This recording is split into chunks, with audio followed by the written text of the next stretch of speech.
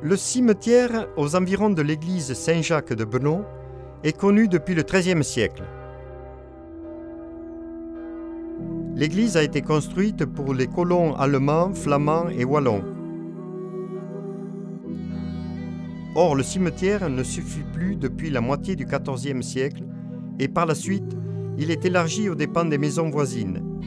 On peut deviner, à partir du seul plan du cimetière conservé, datant du XVIIIe siècle, qu'il avait été divisé en deux parties avec des venelles d'accès et que l'on y entrait par deux portes.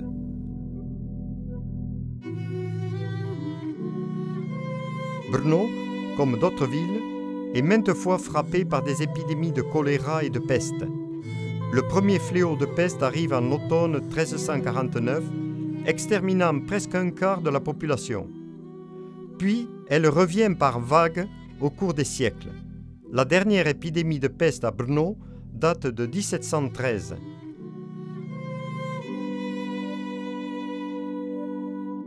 Avec le temps, le cimetière ne suffit pas de nouveau, notamment à cause des décès massifs.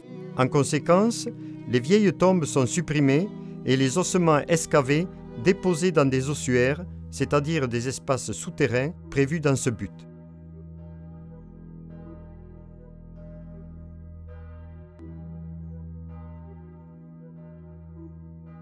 Le cimetière Saint-Jacques est supprimé définitivement à la requête de Joseph II en 1784 parce que l'enterrement à l'intérieur des villes est interdit pour des raisons sanitaires. Les ossements des défunts sont transférés dans des ossuaires et le terrain aux alentours de l'église est mis à niveau.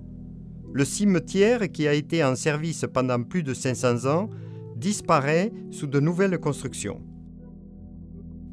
Les fouilles du sous-sol de la place Saint-Jacques, en 2001, ont révélé une découverte inattendue. Le deuxième plus grand ossuaire d'Europe, par le nombre d'ossements, a été trouvé dans le sous-sol de l'église Saint-Jacques et de ses environs. Les archéologues sont tombés sur des ossements déjà à une profondeur de 30 cm au-dessous des dalles.